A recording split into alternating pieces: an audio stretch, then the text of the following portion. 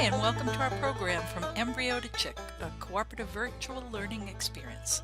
My name is Jeannette Beranger, and I'm the Senior Program Manager for the Livestock Conservancy, a national nonprofit dedicated to the conservation of rare livestock and poultry breeds. Today's topic is warming the eggs, where we will explore how to choose and set eggs for hatching, and look at two different types of incubators and their basic operation. We will also see the hazards of shipping eggs and the importance of keeping records for what is happening in the incubators. So sit back and let's get started. One of the greatest keys to success in incubating is to make sure you're starting out with good eggs to begin with. So you want to make sure they're very fresh. These eggs, for instance, are only a week old. And also you want very clean eggs. No poop on them. If an egg breaks in the nest, you don't want them to be covered with broken egg. You also want them to be the right shape of an egg. You don't want them short and fat, kind of like a golf ball. And you don't want them long and skinny with these really pointy ends. You want them to look basically like an egg, an ovoid. One end is a little bit smaller and skinnier than the other. You've got the pointy end and the rounded end. Here's a good one. So make sure you start out with the good stuff before you even put them in the incubator. So these are all very clean, they're very fresh, and let's go to the incubator.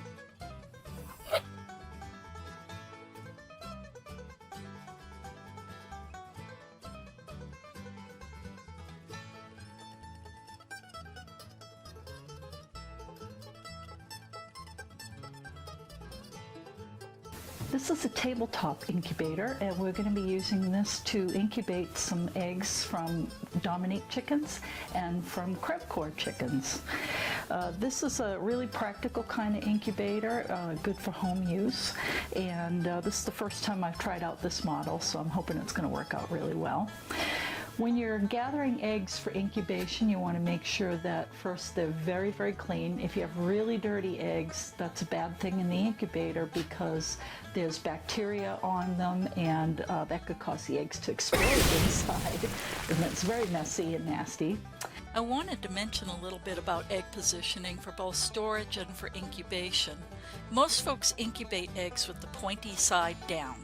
This is to allow the air cell to form on the wider end of the egg, because this is where the chick is going to take its first breath and begin to break out of the egg. So we're going to go ahead and put these guys in the incubator. This model actually has all the bells and whistles. It's got an automatic turner and it's got automatic humidity, which is going to make my life a lot easier. And we're going to put all the eggs in so that they're pointy side down. And this incubator is going to handle about 48 eggs. And we'll just load it up and see what happens. Okay, well, I've finished loading the eggs in. We have 30 Dominique eggs, and we've got 9 crevecoeur eggs in here. And this unit is pretty automated, so I don't have to be around all the time to take care of the eggs. Because I work, that is very convenient for me because I'm not home all the time. The incubator is going to bring the eggs up to a temperature of 99.7. And this is an automatic humidity pump which pulls water from this jug here, and it's going to maintain a humidity of about 45 to 46% in here. And it's a really nice automated unit, and typical for use in a regular household. If you've got a small flock and you want to hatch a few eggs, this would be a great unit for it. The other type of incubator we're going to look at is a cabinet incubator, which can incubate a lot more eggs, and it works a little bit different than this. So we're going to go ahead and turn this on and move to the cabinet incubator.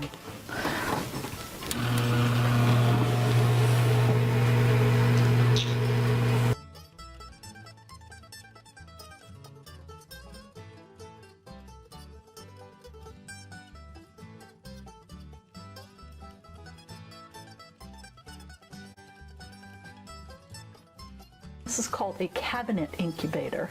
And you can see it has a door in front, and you can see through the door here with the plexiglass. And this is the kind of incubator you'd want to use if you want to hatch a lot of eggs.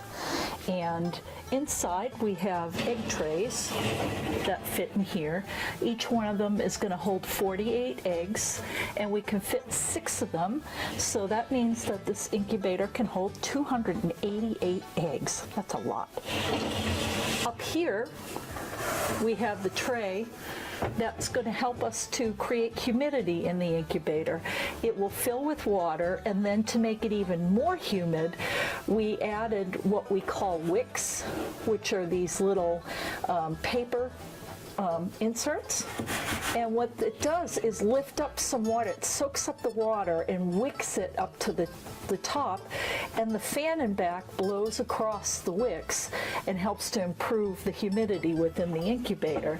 So every day we have to check and make sure there's plenty of water inside here and that it doesn't dry out.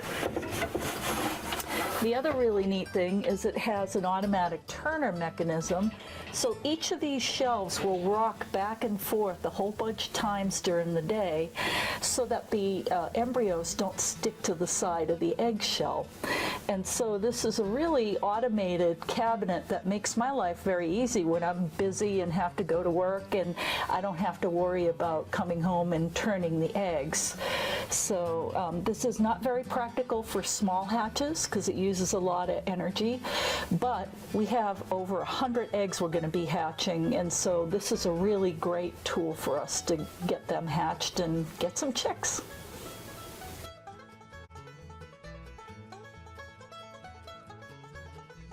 Who says chickens can't fly? This box just arrived from Colorado yesterday from my good friend Tom Whiting, and he has been breeding some crepe cores for me.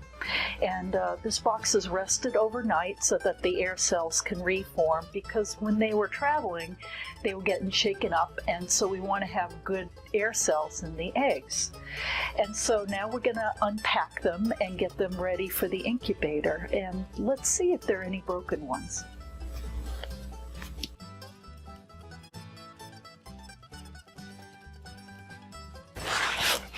It's a really nice box. You know, eggs are fragile, so there's a lot of packing in here. Some nice soft foam to keep them from breaking. And we've got these little kind of honeycomb foam shippers, we call them. You can see here all the eggs are tight. But uh-oh, we've got some broken eggs here. They're a little bit messy in here. It looks like somebody dropped the box on this corner, and so all of these eggs are broken. So unfortunately we're not going to have all our eggs to incubate, but let's take them out of the foam shippers and see how many we have.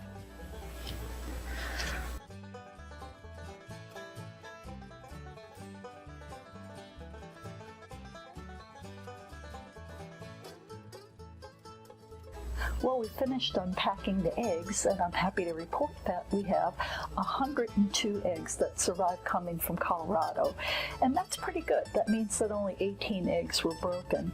So now I have the eggs loaded in their incubator trays, and we'll get them ready for the incubator now.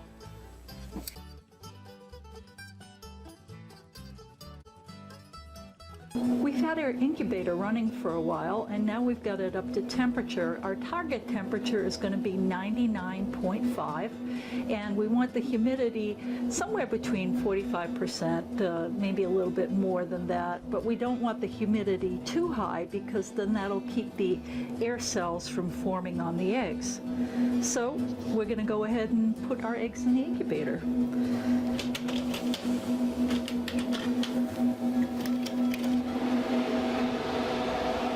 You can hear the fans blowing in here. This is a forced air incubator, and that means that there's air circulating in here, which is a really great thing for the eggs. It helps them to hatch more easily. With circulating air, that means that the temperature is going to be more even within the incubator. So I'm carefully putting these eggs in.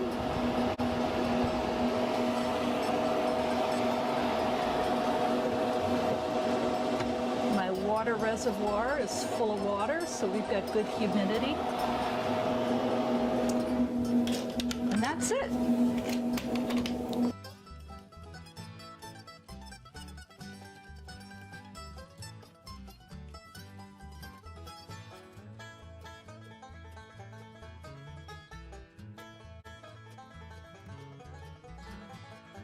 So now we've put the eggs in the incubator, and the next really important thing we need to start doing is record keeping, real fun stuff.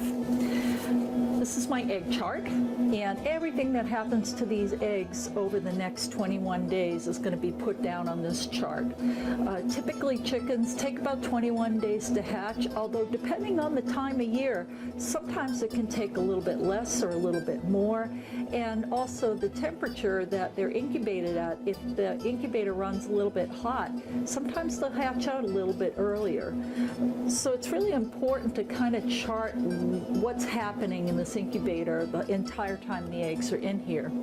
So my chart has a number of things. First, it has the number of eggs that is going to be incubated. In this case, it's 102. And the breed, these are crevecoeurs, and how long the eggs have been resting or sitting until they get put in the incubator. And in this case, the oldest eggs in this batch are 10 days old. And then we're going to start our daily monitoring of the incubator. So you're going to start with the date, the time of day, the temperature, the humidity, and how many turns the incubator has made. And then you're going to do that all over again in the evening and record the same thing. I also have a little note section here so that if anything unusual's happened that maybe, might cause a problem with the eggs, like if a big thunderstorm rolls through and the electricity goes out for an hour, make sure that you put that in your notes. Or maybe you forgot to close a window and the room got really, really hot one day. Whatever the case, make sure that you keep notes, because in the end, if you have some eggs that haven't hatched, you might be able to trace the reason why by going back to your notes and seeing something might have gone on to cause a problem. So note keeping is really, really important. Not the most glamorous thing to do, but it will help you be more successful with your hatch. Well, that concludes our first segment on incubation. We hope you've learned a few new things about incubation, that you'll join us for our next segments, which will cover candling, picking the right chicken for your project, the basics needed inside the coop to keep your chickens happy, and getting ready for hatching and taking care of those new chicks. So I hope you'll join us, and thank you again for spending time with us today. This program would not be possible without the support of our sponsors, including Tractor Supply Company and the Manton Foundation. I want to give special thanks to Premier One for providing the Barato Tabletop Incubator, and to Hamilton Rare Breeds Foundation for the GQF Cabinet Incubator. For more information on other programs with the Livestock Conservancy and North Carolina Cooperative Extension, please visit our websites. Have a great day, and here's hoping the chicken projects you dream of come true.